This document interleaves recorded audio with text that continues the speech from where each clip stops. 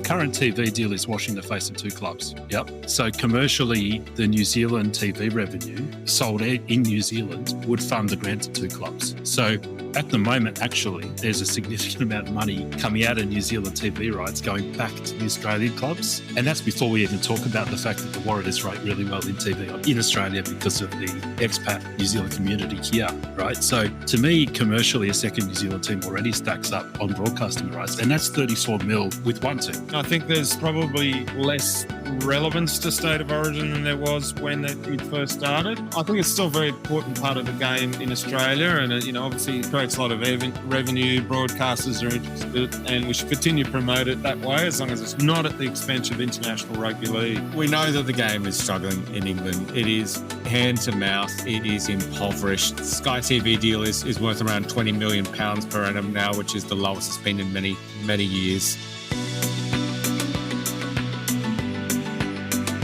Welcome to what is somewhat an out-of-the-ordinary episode for us. For more than a few months now, Stuart and I have been interviewing people involved with international rugby league, those who we consider the true rugby league philanthropists. A few of you have asked to hear what our thoughts are on the game as well. So we're recording this episode as an expansionist edition, expansion in the NRL, Super League, and the international game. To help us achieve this, we've enlisted the help of Fonzie from This Warrior's Life. Many of you will already know Fonzie's work from both that podcast and the occasional appearance on SENZ Radio. Fonzie, glad to have you on the show for your first appearance, mate. G'day, Keith, mate. Thanks for having me. Pleasure to be here talking to you guys. And it's also my first ever appearance on a podcast that wasn't This Warrior's Life or my own predecessor. So it's the first time I've agreed to contribute to someone else's pod, and I'm very happy to do it. What an honour. And for those listening, you'll know that Stuart is here with me as well. Stuart, you keeping well, my friend? I'm keeping well, and just to let you know, it's the first time I've had a chat with Fonzie. First time I've met him, so looking forward to that. All right, I am so excited about this. Let's just get straight into it with the first question. Should Papua New Guinea be included in the NRL? And I'll start with you, Fonzie, because you recorded an amazing episode on why they should a long time ago now. But if you can remember what your thoughts are, and they're still current? Yeah, look, they are. Before I get to that, I want to give you guys a wrap. So it's fantastic that your podcast has come out and has covered the international game the way it has. You probably gathered from This Warrior's Life that I like to stray into more international conversations from time to time, but at the end of the day, that is a Warriors podcast, and there's a lack of good content out there about the international game and the length and breadth of our international game. You guys have plugged that really well, so it's awesome. I'm a keen listener of your pod. So in terms of PNG, that is an example where This Warriors Life sort of humoured me and branched out and did a specific pod on Papua New Guinea. I've got a bit of background there. So just through quirks of life, I had extended family that lived for decades in Papua New Guinea, and I had a very good mate who lived there for quite a while when we were all in our 20s, and I used that as an excuse to travel there a little bit. And so I've always been a keen observer of PNG and followed that. And I also have had, as it happens, a lot of mates in diplomatic circles in Australia. And so I've had many conversations chewing their ear off about PNG and its sort of potential benefit from a diplomatic perspective for Australia. And by the way, plenty of them have chewed my ear off about exactly the same thing, right? Because it's sort of been a fairly common thing that people involved in diplomatic circles from Australia have thought of for decades. So to me, this was always sort of something that was pushing on an open door. You just needed a way to make the security and business case stack up. And I think it's probably taken someone like a Volandis to do it. For all his benefits and flaws, he's good at making hard things happen. And so I'm a massive supporter of this bid, and we can sort of step into a bit more detail around that. But before I do, I mean, where do you guys stand on it as a expansion option and probably first cab expansion option? It's definitely a yes from me. Obviously, there are logistical issues which you mentioned about security and talk of putting players in compounds, and also giving players tax concessions for being over there, all that sort of thing, which can all can be worked through. But the 600 million from Australian government is nothing to be sneezed at. As you mentioned, we all know it's more about diplomacy than actual rugby league, but it's a great base to have 600 million of funding from the Australian government, and I would expect that the business community will chip in more and more as time goes on. And while there's already peak interest in rugby league, I think the biggest winner there will be player development. When you have an NRL club based in Port Moresby with associated academies, I think that can really take their player development to a different level. And you have a look at Justin Olam, there's Elsie Albert, who've been developed in professional systems and how well they're going. And the other point I just want to make is later on, I think we're going to compare our game with AFL. One advantage over AFL we've got is it's played outside Australia. I know it's not as big as rugby union or football, soccer, but I think we need to foster that and really develop countries around us in rugby league. And I think this is a great way to do it. Yeah, I agree wholeheartedly. And it's very difficult to find a population figure on Papua New Guinea. I know that, if you want to go via what we call a census and all that kind of stuff, you're going to have real difficulty nailing down what the actual population is. The UN estimates it could be as high as 17 million people. Now, that's 17 million people with an overwhelming majority knowledge and love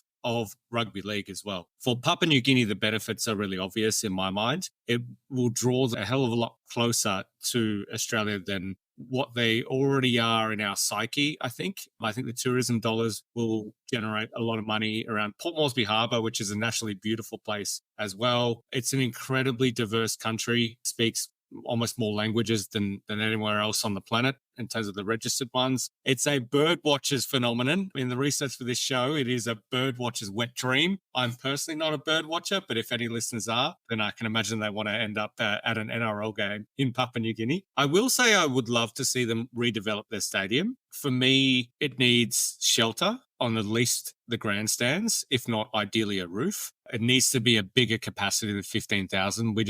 I've just dropped the fact that it could have up to 17 million people in that country. The majority who love rugby league, 15,000 seat stadium is just not adequate in my mind. For me, I'd love to see every NRL club somehow work towards playing out of a minimum 25,000 seat stadium over the next 15, 20 years. If you're an expansion team, I'd like to see starting at 25,000, Papua New Guinea included. It's got its security challenges, yes. However, if you speak to players that have been there, I think this week an interview came out with Matt Lodge, who's been there 3 times now, and he absolutely loves it. I think this is a brave move by the sport, but in saying that, I don't consider it a hugely risky move. It's certainly not as risky as people are making it out to be, because we're not funding it as a sport. Okay, the Australian government is funding it to the tune of more than $300 million, with another, half of that, $600 million going towards sort of pathways and development. This is just a good thing on so many parts in terms of we administered, I'm talking as an Australian, administered Papua New Guinea up until 1975. So we have a very, very close relationship with them. They are our brothers. They helped us historically on the Kokoda track. And I would love nothing more to see them play the sport that we love the most. You guys got anything more to add? I was just going to say, I thought security challenge and Matt Lodge in the same sentence was an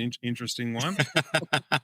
The other thing is, I think, and you mentioned it about, on the diplomacy side, a lot of people are saying, well, yeah, that's what Albanese is promising, but if we have a change of government, what happens? I think it would be, almost a diplomatic incident if someone came in and pulled the funding from PNG. So I think that's unlikely to happen. Yeah, so let me really quick step out the case for, as I see it. I start with, we're rugby league expansionists, right? We want the game to grow because we think the game's good and brings good things to the places it goes. So the more expansion teams we have, the better. The constraint on expansion is 2 things. One is funding. To be sustainable, it needs to commercially wash its face. The second is the player pool. You can't expand indefinitely and have the player pool sort of covering more teams without the player pool expanding with the comp. Papua New Guinea doesn't cost any money in terms of financial. There's no financial constraint because, as you said, it's funded by the government. That raises a question of should the government be funding that when Papua New Guinea is so poor and there are other worthwhile investments. But we need to remember this is 600 million over 10 years, so 60 million a year, of which about half actually goes to the PNG bid and the other 30 million goes into related infrastructure and pathway projects across the Pacific. Now, the Australian AusAid budget to PNG is more than 500 million a year every year. So we're talking about roughly 6% of the AusAid budget going to fund this team. So it's a drop in the ocean in terms of things Australia already funds in PNG. And it's a thing that the Papua New Guinea government wants us to fund, right? So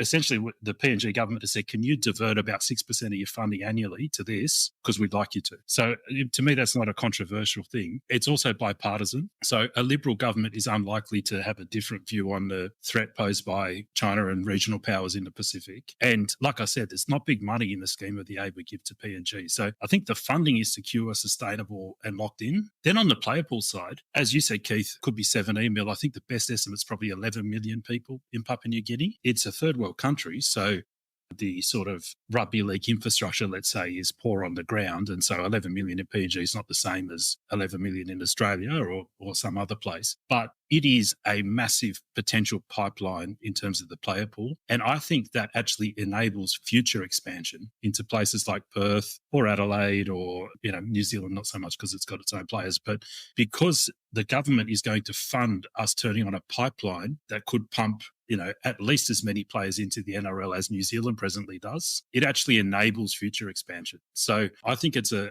no-brainer on both counts. And I agree that some people sort of think it's tainted by the diplomatic motive. Like what's the motive of the other expansion teams? News Corp revenue, right? That's the motive of most of our expansion is News Corp's bottom line, right? Are we tainted by that? What is the, like if you, and to your point around people links and so on, I mean, soft diplomacy through sport, in my view, is not actually inherently a bad thing at all. It's kind of a way that two countries get closer together. So to me, it's a good thing. I am slightly concerned about how to manage the security risk because I can tell you when I was there a decade ago, we had knives to our throats a few times, right? It is that kind of place. Yeah. So they're going to have to manage that, but money solves all these problems. It really does. And I think the one thing I'm not a fan of with this bid is I would have based it out of Cairns for 5 years. And I would have done that because I think it's going to take about 5 years for the development pathway in PNG to be churning out enough first graders to create a homegrown team, at which point the issue of attracting Australians and others to Papua New Guinea is simplified. But on day one, it's going to be a hard sell even with tax concessions, and I fear they're going to spend the first few years at the bottom. Not that they will care, right? That's a first world concern. The concern around my team's not winning is a first world concern. In Papua New Guinea, they'll be delighted to be in the comp, right? Is the truth of it. But yeah, I would have personally based it in Cairns for 5 years with a fixed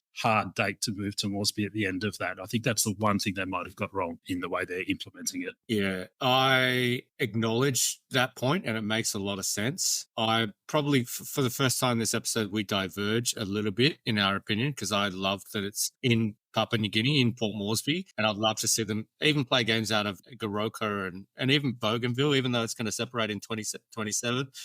Call me naive, but you can get a security contingent around it. I would love to see it. Well, they played internationals there. They can play NRL games there or something. And the only other point that I had was that ticket prices can't make the same mistake that the Malaysian and the Turkish Formula One Grand Prix made, which is to price locals out of the market just because you're appealing to traveling Australians and Kiwis, or in Formula One's case, traveling international fans. You need to just solely base them on locals' ability to pay for them, if not borderline make them free, because the NRL is not the Super League. Okay, it's not hand to mouth in terms of gate takings from away teams and fans and stuff like that. The money in the NRL comes from broadcasting, and in this particular case, government funding. Ticket prices need to be very heavily subsidized in my mind, and they need to just pack out ideally a 25,000 seat stadium every week. Stu, anything lastly to add on this one? No, I think that's all been said. I agree with you on the ticket prices.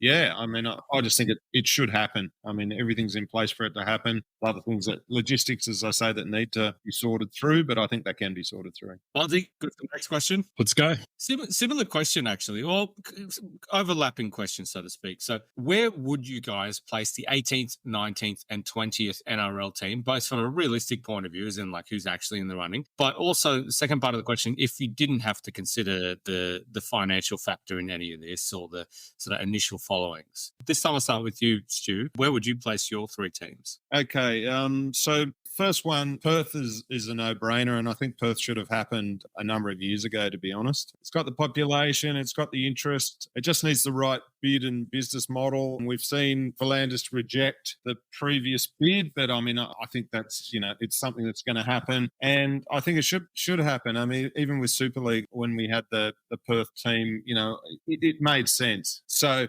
I'm not a fan of the Bears being involved with that. I think, they need their own team. Transferring some of North Sydney over there doesn't make sense to me. The same as, if it was my team, the Tigers, and they wanted to call it the Perth Tigers, I wouldn't be interested interested, to be honest. But I'll come to North Sydney later, actually. The second one, the 19th one, PNG, we've already talked through that. So that'll be next cab off the rank. My 20th is controversial. As I'm an expansionist, but also believe we need to look after the heartlands. So it's actually North Sydney returning, but not in Perth. I still think there needs to be a Central Coast Bears club located on the Central Coast with a few home games at North Sydney Oval. There's a gap from basically from Manly to Newcastle or from North Sydney to Wyong, where the people, including you, I think, Keith, don't have a local team. I can confirm I am in God's country, aka Hornsby. So I think North Sydney Bears is a great brand with a lot of latent followers. Central Coast is a rugby league heartland. I mean, a lot of the junior players are coming through from the Central Coast. There's a lot of people would love to see. The Northern Eagles was a poor experiment because people just saw it as Manly back up on the Central Coast. But I think North Sydney on the Central Coast is a good one. Obviously, if we do that, then I haven't looked at a second team in Christchurch. Fonzie, we could probably talk about that. I spent 2 years in Wellington and saw that there was a lot of league interest in Auckland, but the other cities I'm still not sure of. I remember Greg Peters, the New Zealand CEO, said a couple of years ago, we're not ready for a second New Zealand team. And that was not based on number of players or players coming through, more about, the commercial side of things and ongoing sort of business of the team. A third Brisbane club is the other one. I'm not sure that we need a third Brisbane club. I know there's a lot of bids coming from that area. Maybe I don't understand Brisbane well enough and I'm rejecting it. But yeah, that's where I stand on the three teams. Fonzie? Yeah, so I'd start with PNG. The sooner we get the player development pipeline from there going, the better, and you won't fully get it going. There's been some steps already, but it won't fully get going till they have an NRL team with all of the NRL top 30 contracts and coaching infrastructure that goes with it. So I'll do that as soon as we can. Number 2 for me is Perth. I think it's obviously a big commercial market. I think there's enough NRL interest and player base there to have a beachhead that will make that team successful commercially, at least from day one. I think those two are no-brainers. I think the third is a bit more open. I'm very much in favour of a team in Christchurch in New Zealand. I think I hear what you say about Greg Peters and other comments, but to be honest, I don't listen to what the NZRL says a lot of the time. My understanding is that the New Zealand TV deal is about 34 million a year. Keith, help me out. What's the NRL annual grant to clubs? About 17? Yeah, it's up to 17 now. Right. So the current TV deal is washing the face of 2 clubs. Yep. So commercially, the New Zealand TV revenue sold in New Zealand would fund the grant to 2 clubs. So at the moment, actually, there's a significant amount of money coming out of New Zealand TV rights going back to the Australian clubs. And that's before we even talk about the fact that the Warriors rate really well in TV in Australia because of the expat New Zealand community here, right? So to me, commercially, a second New Zealand team already stacks up on broadcasting rights. And that's 34 mil, give or take. Someone can fact check me, it's thereabouts, with one team. So if a second team only took us to 40, right, there's still a surplus versus what it would cost to fund those 2 teams out of the central revenue bucket to have them go. And so to me, that tells me that's an underinvested market, New Zealand. And so there is room to go and invest in it and put a second team. And I think that further adds to the player growth that will get through that region in probably the best rugby region in the world, right, in Canterbury. The other thing is, I think the NRL just fundamentally needs to reposition its thinking into being a Pacific game. I mean, I think that's the future. The Pacific has about 50 million people in it, and the NRL needs to stop thinking about being an Australian game with a team in PNG and a team in New Zealand and start thinking in terms of being the Pacific game. And it can easily be, if it's not already, the number 1 sport in the Pacific. And to do that, I think, optically, teams in New Zealand and PNG, if they're sustainable, and then you add Perth, you start getting that coverage. Which brings me to that third team. Which brings me to the next point, which is I think you need to start looking at Fiji. I think you need to start looking at a Fiji team and how you could integrate that. And I'm someone who was heartbroken by rationalisation in Sydney, but I foresee that the time will come when we'll lose another Sydney club and that club will be reallocated somewhere else as part of a sort of broader vision for the game. That's probably where I'm at. Both really, really good answers. Fonzie, you and I share the first 2 teams in common, so I won't go over too many points with PNG and Perth being my sort of shoe-in teams. My third team, though, I know I've been on This Warriors Life a few times now, and in fact, when I was on there, I think the Christchurch weren't my number 1 team. Now, if finances weren't so much of a factor here, I would actually go with Adelaide. And the reason for that is I just can't see us going from 20 to 21 teams a long, long time. And there's going to be a glaring gap of Australia's fifth city. Because the gap between Australia's top 5 cities and the rest is glaring. The rest are regional hubs at best. Gold Coast, you could class it as a city, but Geelong, sort of even Newcastle, Darwin, Hobart, there's a big, big gap. And TV ratings are often measured on the 5 metro cities as well. And that's why the NRL deal was given this cop-out excuse of, regional markets weren't taken into account when doing the TV deals in the past, and the 5-city metro ratings and all that kind of shit, which is bullshit because the NRL had to strengthen the regional areas. And if you included them, they're just as strong as the AFL, certainly, obviously, in the last couple of years. But if we're not going to go to 21 teams in my mind, it's going to be a couple of decades. What's Adelaide going to do for this whole period of time? So finances weren't a factor. I would actually cap off Australia in terms of the NRL with an Adelaide team. And then from there, I'm actually happy with Australia. I'm happy with the presence in Australia. I do not, under any circumstances, want to see another Queensland team. I'm sorry, but we can't make the same mistakes. It's a bit harsh calling the oversaturation of the Sydney market a mistake because it just happened organically after 1908. And you can see that from when the teams came in. They got further and further away from the Sydney CBD, but we do not want to make that mistake, or we don't want to repeat that in Queensland. And another team in Queensland would be repeating it in my mind. So I would love to see Papua New Guinea, Perth, they're shoe-ins, but I'd love to see Adelaide. The real vision to get Adelaide. And there is no NRL presence in Adelaide. I was last year.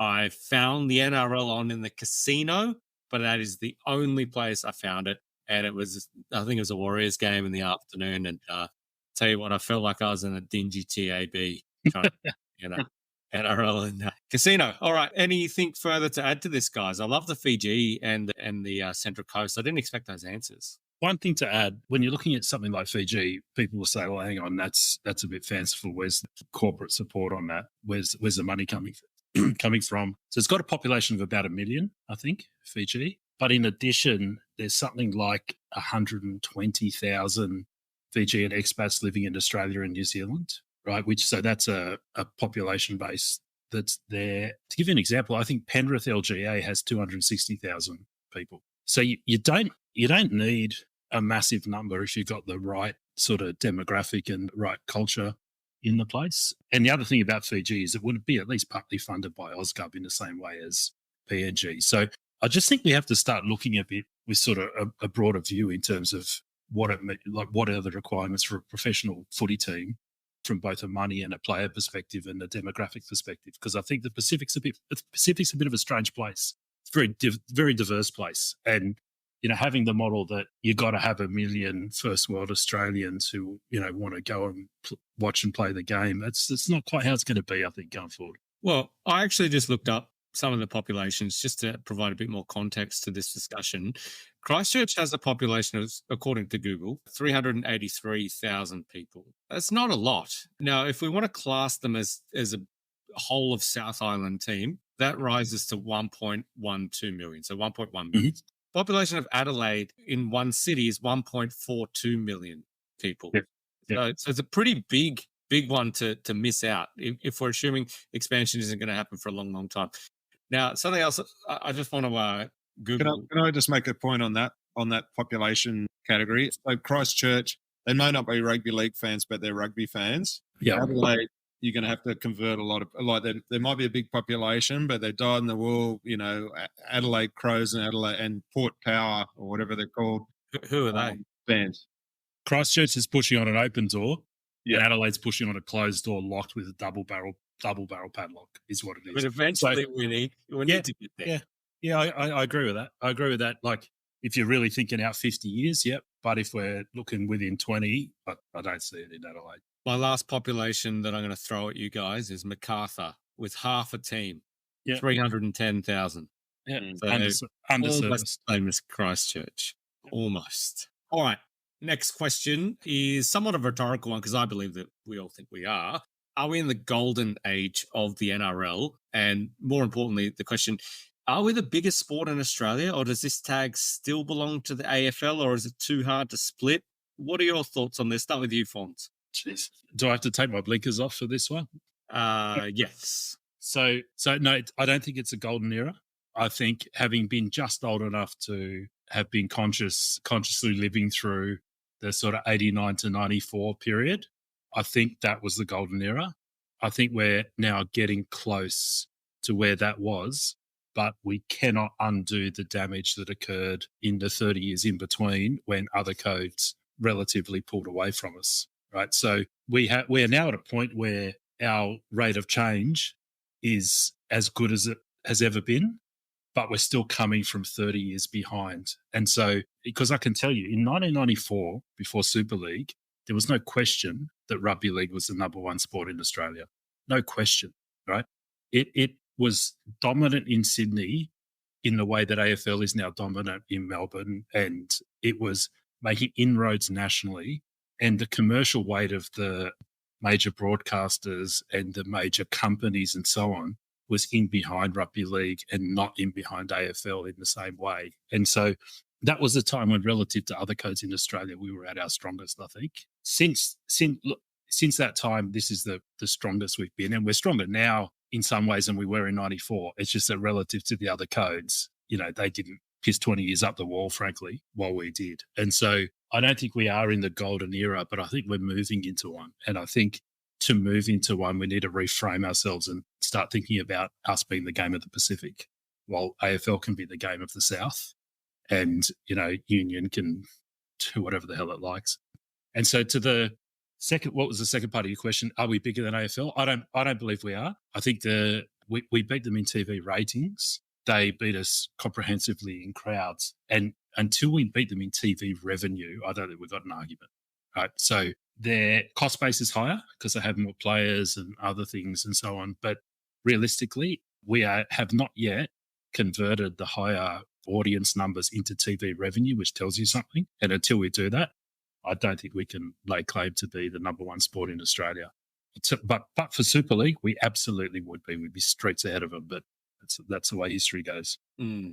Before I go to you, Stu, whilst it's fresh on my brain, so it's a 3-hour sport. This is something sport that we call AFL. It's a 3-hour sport with 4 quarters, and there's an ad break after every goal, and there's often points scored of up to 100 per team. So the potential ad revenue is tremendously higher than it is for the NRL, certainly. And I came into this question with blinkers on. And after your answers, Fonzie, I think that you're right. I don't think we're outright the strongest sport in Australia. We have a far way to come in terms of the revenue. I think we shoot ourselves in the foot. Clubs often holding the game back, but also that they're the reason for the growth at the same time. It's a very love-hate relationship with the clubs. And the next TV broadcasting deal will be monumental in terms of whichever way it goes. And Foxtel are looking, or News Corp are looking to sell Foxtel as well. So that's going to be a big development in that part. That and the streaming rights of Amazon, Netflix, etc. Will that long-term have any bearing on terrestrial television in Australia or traditional pay TV as we know it? But Stu, you've just been handed a live grenade after both our inputs. What have you got?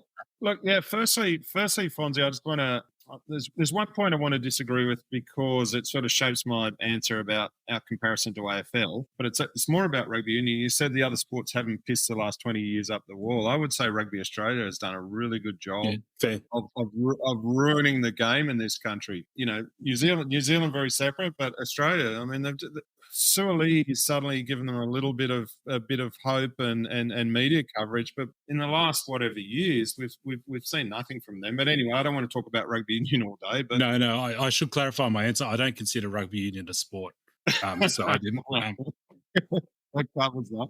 So first of all, are we in the golden age? Indicators like crowds, TV viewership, club membership, media coverage, such as saying it's a very good moment, whether it's the golden age. There's been a lot of good ages, and this is all off-field stuff rather than on-field stuff, which is another argument.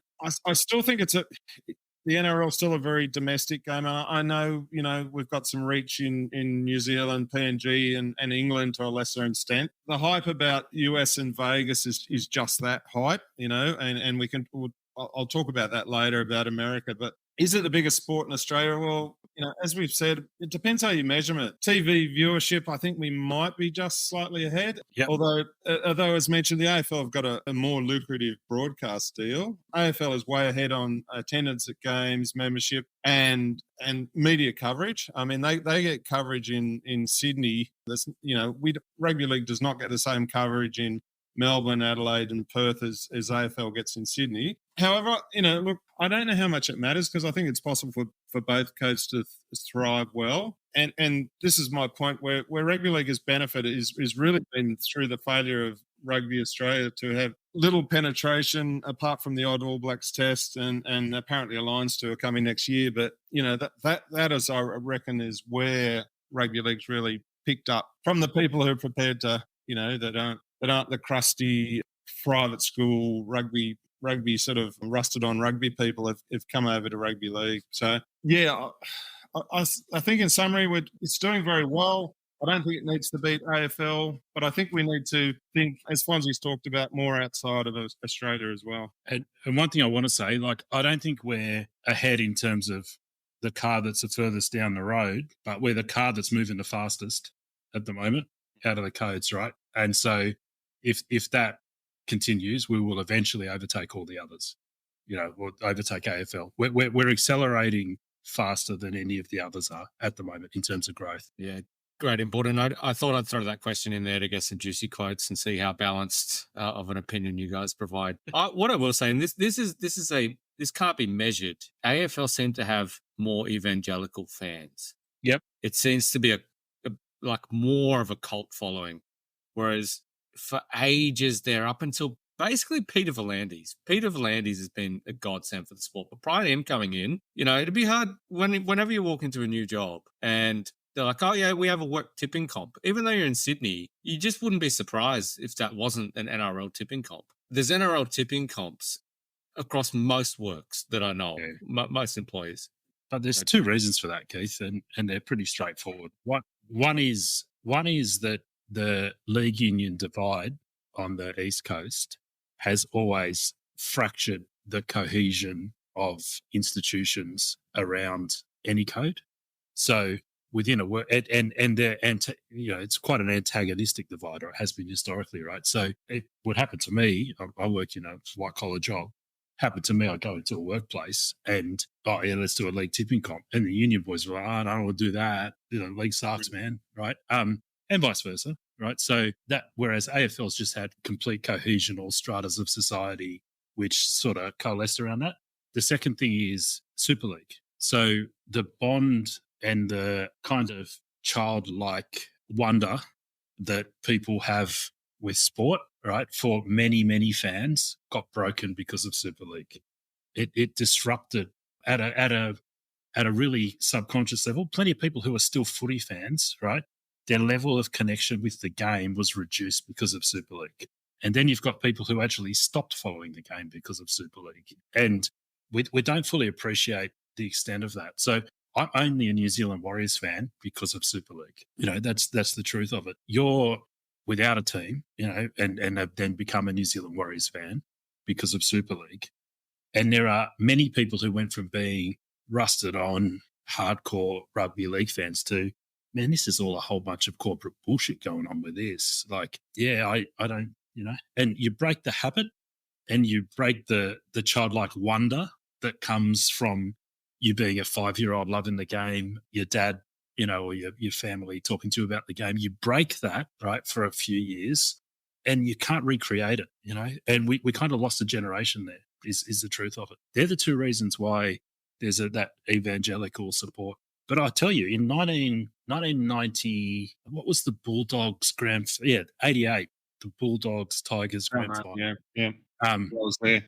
I grew up in Western Sydney. The whole, I remember vividly, I was young, the whole street, in just a standard suburban street, the whole street stopped. Everybody was at some collection of each other's houses watching the game. And after the game, when the Dogs won, and this was not in the Bulldogs district, by the way, after the game when the Dogs won, everyone just came out of their houses and the Bulldogs fans basically just paraded up and down the street and the kids played footy in the street. Just a complete, overwhelming sort of community engagement around the game, right? That stopped. That happened every year until Super League. And it's starting to come back, but we can't get back that generation we lost. And we're going to have to be better than all the other codes to recreate it going forward, which is sad truth, in my opinion. Sure, I'm going to give away something here, but you are of the oldest vintage of the three of us. Yes. Have you got anything to say to Fonzie's comments? You're a dyed-in-the-wool Balmain Tigers supporter. Yeah. We would have been around for that grand final. Yeah, I was at the Balmain Leagues Club crying after that game, and I still blame Terry Lamb for the illegal play on Ellery Hanley. That might have changed things around, but probably wouldn't have, to be honest. But yeah, no, they were great times for rugby. But see, I was at that time living in the area of Balmain, and Balmain had been on the rise, some great players, local players, and all that. So it was an amazing time. And to me, that's, if you're going to say, well, what's the best time for you for rugby league? That was it. I'm probably biased because my team made 2 grand finals, given that they lost both. But yeah, so yeah, no, they were great times for footy and very different times. But I will say the diversity of fans probably wasn't there. There was certainly probably wasn't as many females interested in rugby league as there are now, I think. And obviously the NRLW and women playing the game has changed that as well. Yeah, halcyon days, I suppose. All right. Well, my next question is, do you guys think that we've reached a ceiling for state of origin, and should we allow Kiwis and Englishmen to play if they resided in the state before the age of 13? I'll start with you, Stu. Look, I think it has reached the ceiling, and I think there's probably less relevance to state of origin than there was when it first started.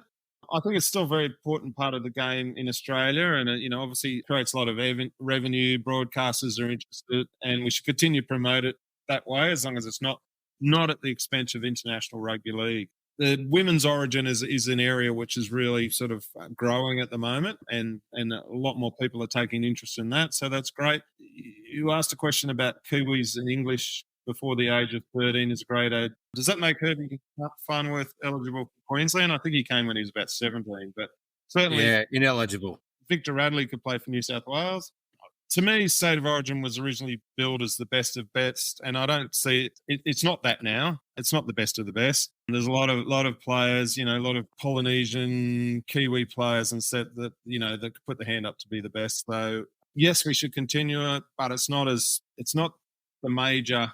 I don't think it should be the major event of the year. I think International Rugby League should be taking that spot. This is a tough one because Origin is incredibly lucrative, right? It funds other parts of the game. In fact, you can look at it and say all the Pacific tests that have been put on for the last decade have indirectly been funded by Origin surplus, right? So got to be very conscious of that. You don't kill the golden goose. On the other hand, the demographics of the game have changed, as you said, and we're definitely at a place where we probably need to make a call now, right? So going forward, if we look forward 10 years, are the demographics and the future revenue bases going to be gravitating around the New South Wales and Queensland game, or are they going to be gravitating around broader games? And I think they're going to be gravitating around broader games, right? The international game has one big problem, which is Australia, in terms of resources, player base, and other things, is dominant.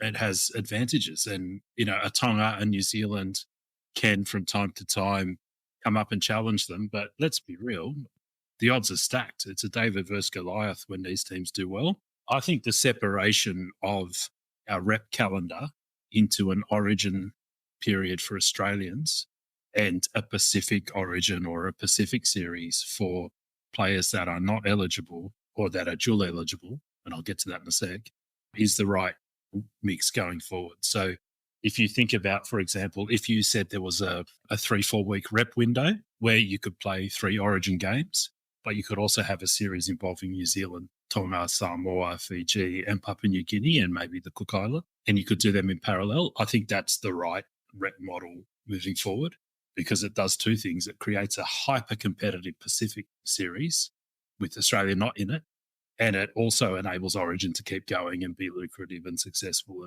and all those things. And to do that, though, it does mean you need to sort out eligibility, so we stop this idea of dual. Well, I mean, people can be dual eligible, but they're going to have to pick.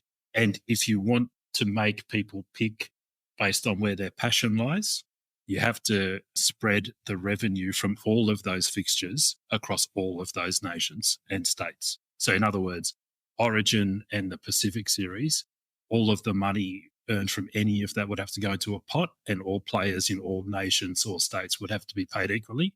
And then you'd find out who people really want to play for, right? And I think that would make the games better because you've got players playing where the heart lies. And I think that's, again, back to my theme of we need to think in terms of where the Pacific game in the Southern Hemisphere for 50 million people, that's the model. It's not, can't be just Origin. We can't ignore Origin, right? It's hyper lucrative. And we need to do both. But I think we need to get to a point where it's one or the other.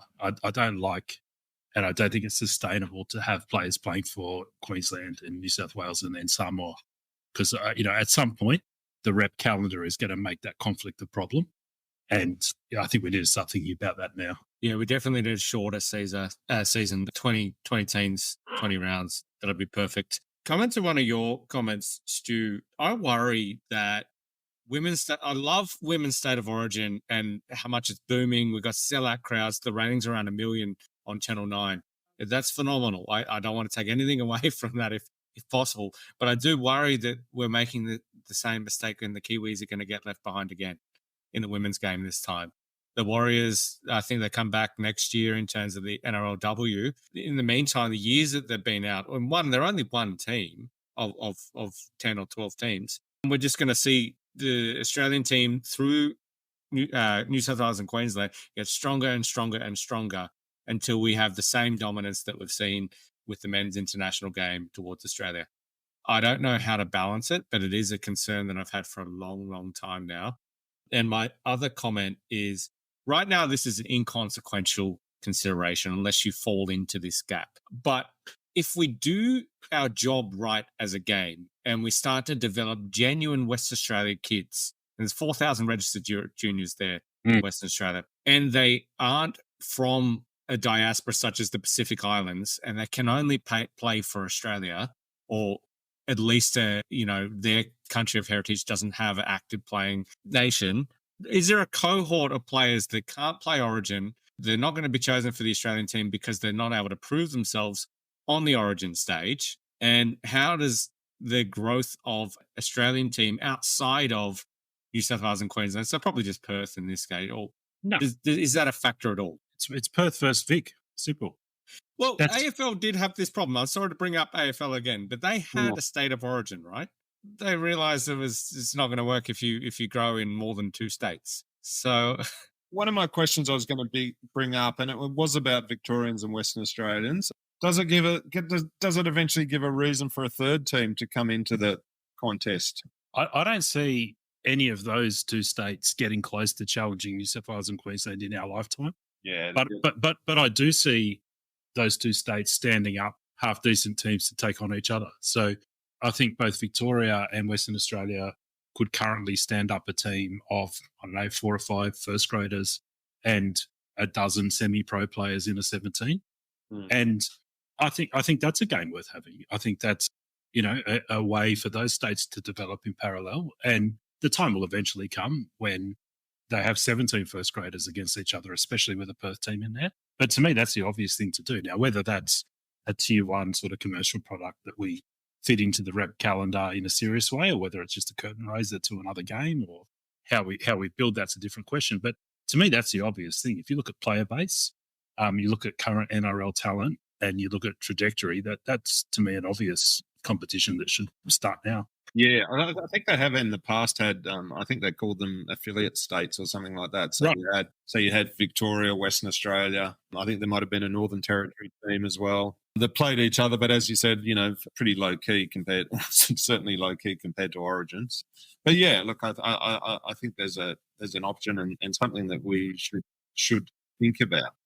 I'm going to say that when we talk about Origin, I think Origin and International Rugby League is very separate, and it's long ago that Origin stopped being a selection trial for the Kangaroos.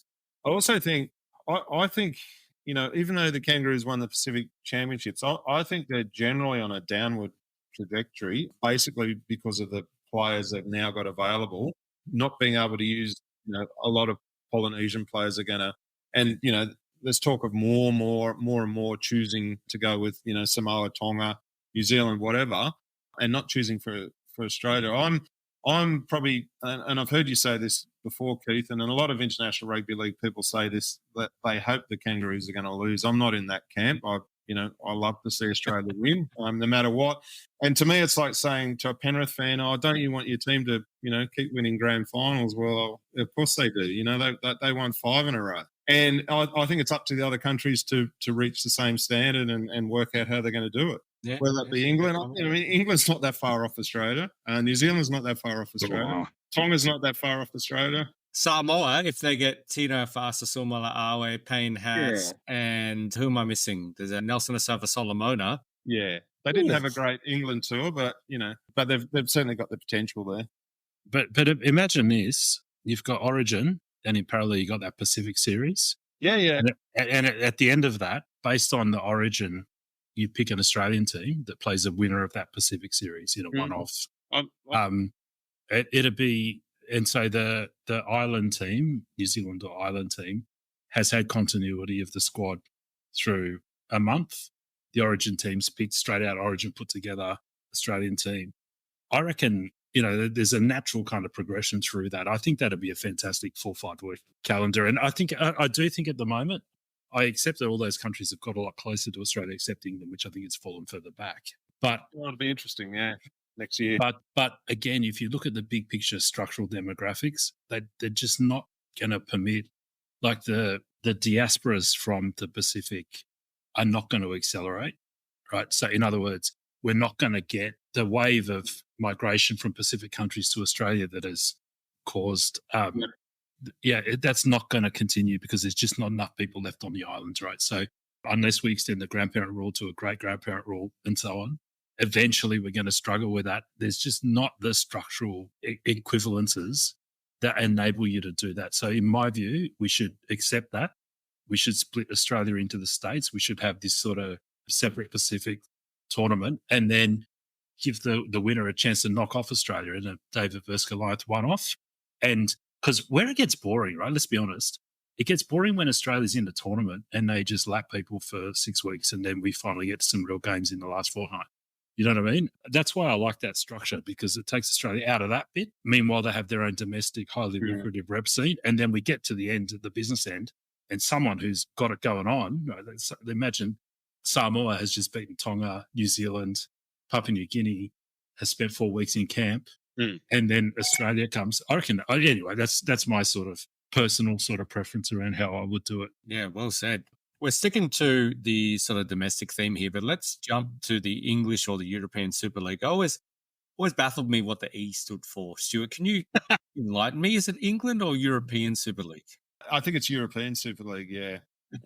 All right. Well, you've got Netherlands there, so the token one outside the M62 little pocket of north of England, at the moment. Yeah. I mean, we haven't even got London there at the moment, which we can talk about. Well, we know that the game is struggling in England. It is hand to mouth. It is impoverished, as Steve Mascord used that term the other day, and he would know. He's, in my mind, one of the foremost experts. Sky TV deal is worth around £20 million per annum now, which is the lowest it's been in many, many years, with clubs losing up to, and it's not up to, it's not an outlier. Most clubs losing around about £2 million every year. And if they're spending the salary cap, there's growing impatience around IMG, which I think is a little unfair. But what are your general thoughts on the game in England, Fonzie? It's dead. They just haven't moved the body out of the room yet, right? That's the state of the game in England. So £20 million, what's that? About 30 odd million Aussie, 35? 35. Right? Yeah, okay. So that's 2 NRL clubs. That's the central funding to 2 NRL clubs, right? It's not a pro game. It's a semi-pro game. They just haven't worked that out yet. Right? That's the truth of the state of the game in England. The game in England has been, and I've been saying this for a long time, in terminal decline for a decade. COVID accelerated a lot of trends in different dimensions, and this is one of them. And the attitude of the club and the administration over there has been about palliative care of a dying patient rather than radical surgery to try and save them. And that's where they are. There is nothing left worth saving there. Burn it down and start again, or don't bother at all, is my take. I know that's a little bit, people listening from England who are genuine, hardcore, salt of the earth fans of their clubs will hear that and say, this guy's, but big picture, right? You are going to die. Union and other codes are going to kill you. And unless you fundamentally change your approach, that is what is going to happen. There is nothing left to lose. Now, when I say you're going to die, you will be a semi-pro or amateur game, and you'll be able to go and watch your team in front of 500 people, 1,000 people. That's no problem. And there's nobility in that, right? There's absolute nobility in that. But if you want it to be a professional sport and you want it to be a sport that competes on any kind of global stage, you have to burn down what you have because it is not fit for purpose, and you have to start again. That's my view on the English game. Strong words. Stu, anything to contradict that? Not necessarily contradict. I think there's a lot of truth in what Fonzie said there. And he touched on this. The biggest issue in England is the power clubs have over important decisions, and that they're always going to take the selfish approach. If you give a club in any competition the power to contribute decisions, they're going to take the selfish approach. And we saw that with Toronto Wolfpack before. I mean, Toronto Wolfpack was probably a pipe dream anyway, but, look, the English clubs made sure that it didn't exist. So we have a competition, and it's called Super League, where every team, apart from Catalans, are based in a small pocket of England. So, how is that Super League for one thing? And there was resentment about having a French team, and so they make Catalans fork out financially to be allowed to play in the competition by, having to pay for clubs to come over and play them. I mean, they should be happy that there's a French club. And ideally you'd have two French teams, a London team, and as Ronan mentioned, perhaps a Dublin club. I mean, I know this is not going to happen because they haven't got the finances, but I think the next thing we're going to talk about is, what the NRL could or might do or perhaps should do. But yeah, look, it's messy. One thing I'll say about taking over from rugby union, rugby union is thriving there as far as Six Nations, etc. A lot of some of the main rugby clubs are having a lot of trouble financially there. They're suffering as well. So, perhaps that's just sport in England at the moment, but that's another thing to consider as well. Do you know the salary cap for the top tier rugby union in the UK? No, I don't. Okay. No. I know two big clubs. I think maybe Wasps, I could be wrong on that, went under. When those two clubs went under, that was a huge moment for rugby union. London clubs particularly, they've suffered. So the current salary cap is £6.4 million per club. So 3 clubs at salary cap would take up the whole rugby league TV deal. Oh yeah. I'm not comparing them. I'm just saying that it's I get it. Yeah, anyone suffering in England at the moment. Yeah, everyone's gone backwards. Yeah. Thinking on the spot here, even though I designed the questions, I think IMG, and I speculate here, I think they really found out just how fucked the game is in England. Mm. And I believe they did initially try to implement a salary cap floor. So we know that the NRL has a salary cap floor where every club needs to spend at least 95% of what the salary cap is. It ensures that the level of competition on the field remains strong. Now, the Super League doesn't have a salary cap floor because when IMG looked at the finances, they realized more than half the clubs will go broke pretty much straight away. Yeah. The fact that there's no salary cap floor there is of real concern to me. But what it does do is you can sort of get rid of zombie firms over the course of time by introducing a very low salary cap floor. We know that every club's spending minimum around about £900,000 of the $2.1 million salary cap or the $1.9 million salary cap. Maybe $1 million. Start at $1 million and increase the salary cap floor by, I don't know, £150,000 every year. And yes, like it's cruel to think that clubs like Salford or Castleford or whoever it might be, Huddersfield, unless Ian Davies or whoever it is it puts in more money, which is a big ask because he's putting in a lot. But eventually you are going to be left with a good tranche of clubs, maybe only 6 or 7, that are spending at least £1.5 million. And I think the introduction or grandfathering of a salary cap floor is, I don't know, the only way. Yeah, I can see you shaking your head. Mate, £1.5 million is semi-pro. Like, I know that. Yeah, that's relative. I was speaking here, relative. Something's got to be done, which brings us to my final question, because we'll go to a second part of this episode, which I've absolutely loved so far. The second part will be all international rugby league, and we'll get some fan questions in as well. But one, should the NRL buy the Super League, and what does that even look like? Open to the floor. Stu, you want to have a crack? Yeah, so I was just going to say, back on the other point, an indication of how badly clubs are going in England is they are so reliant on away gate attendance. Now, can you imagine that your big concern is away gate attendance? So that's why you don't want Catalans and London in there and stuff, because that's going to make a difference to your attendance.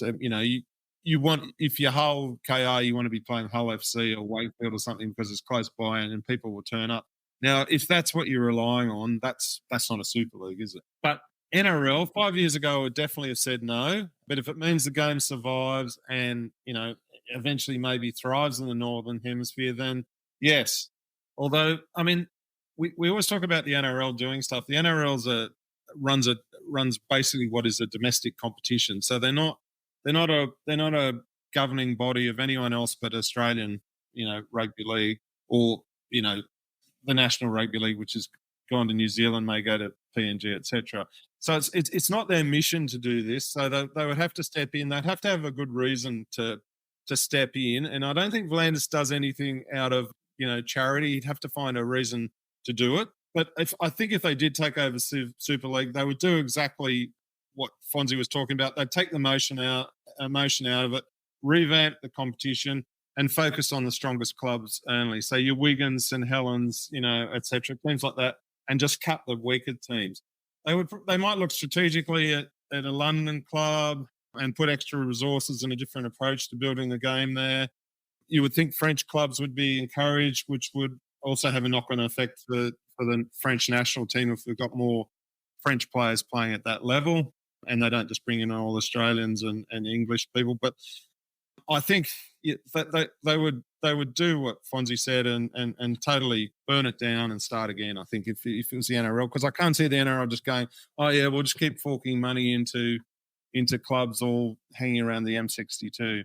Yeah, agreed. Like I said, Super League as a competition, from the perspective of pro sport and growth, is dead.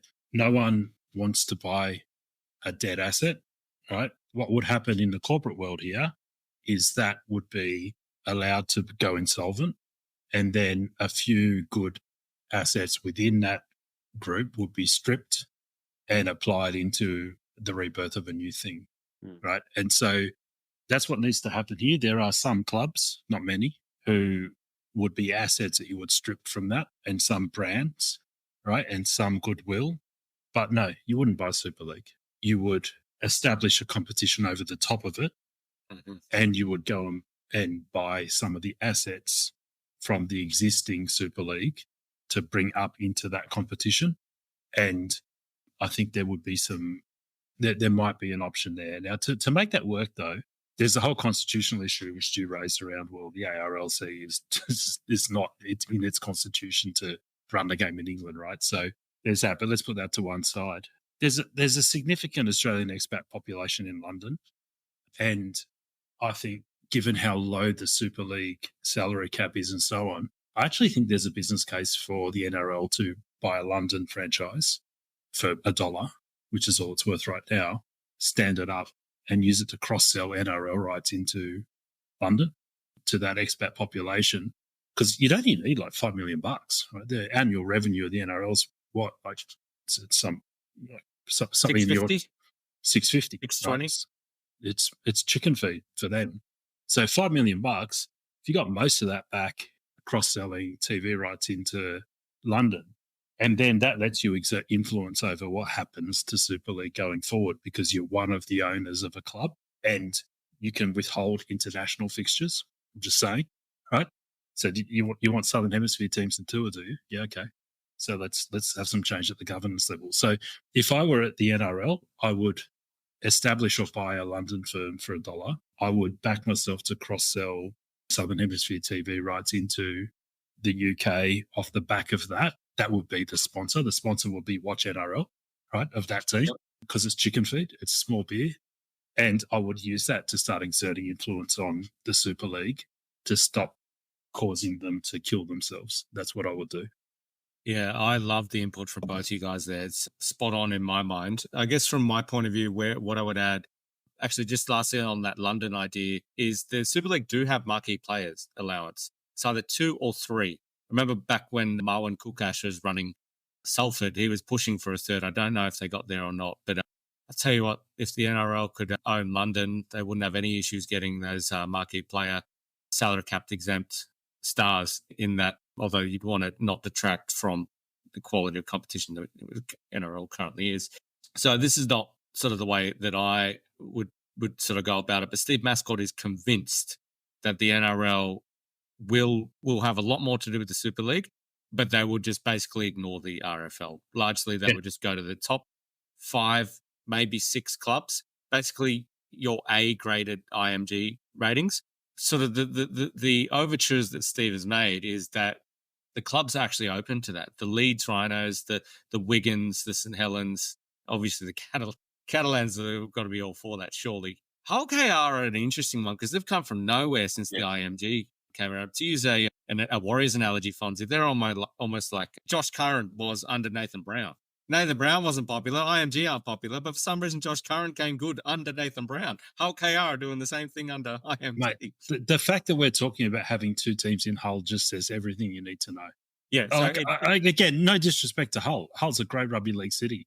The fans of each club are passionate. I have, honestly, the best fans in rugby league are English rugby league fans. Right? Absolutely. Don't get me wrong. Yeah. They are the best fans in rugby league. But but I would say the English fans in these towns are the absolute staunch fans we want in the game. The problem is they've backed themselves into a corner and there's no way out. That's the problem. Simple as that. Yeah, I agree. So whether IMG stay involved if the NRL does come in, I hope so. They've got a lot to offer in my mind, but you can see them only going through the top 6 clubs or so. And that's not to say that that'll be the death of Castleford, Salford and Huddersfield, etc., because they will continue to play where they should be playing right now, which is in the championship. And this is the key point I really want to make, actually. So look at the Newtown Jets, right? So rugby league in Australia, in Sydney, rationalised itself, elevated itself up a level, and teams like Newtown got left in the lower division. Yep. But they're thriving, community-engaged clubs that get significant crowds and have significant goodwill. And Newtown is, I think, one of the strongest community clubs in Australia. And the reason for that is because their growth at the level above them has lifted them up. So in other words, if there wasn't a strong South Sydney, there's not a strong Newtown. If there wasn't a strong Cronulla, there's not a strong Newtown. And so if the UK game can get to a point where the top tier is elevated significantly from where it is now, teams that might not make that cut might actually be stronger than they are today, or at least no worse off, because they're riding the wave, the rising tide that lifts all boats, and they're playing a very important community role in the game. It's just not in the top flight, and there's an ability in that. But the problem at the moment is that there is no plan to cause the game to be commercially viable as a pro sport in the country. That's the problem. You solve that, and then a lot of these clubs that are otherwise kind of hiding to nothing, I think, have an important very noble, respectable role to play in the game. It just might not be in the top flight. I think that's the key point. Yeah, that's I couldn't have articulated better myself. We're going to wrap up now, guys. Stu, you got anything to add? It's been an enthralling session. Genuinely, I've loved this. No, nothing to add. Very interesting session, and we're solving the world of rugby league one by one. Fonzie, it's been amazing, and I suspect our viewers are going to want to have you on more often after this. But any final words from you? No, mate, again, thank you for everything you're doing in this podcast. International growth's important. And as I said at the start, it's not talked about enough. So, I'm loving listening to what you guys are doing. And, I'll just throw in a go the Warriors. Absolutely. And we'll see you all for part 2.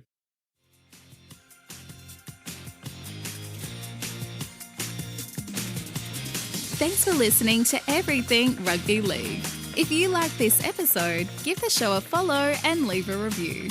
For more news and insights, follow us on Facebook or head to everythingrugbyleague.com.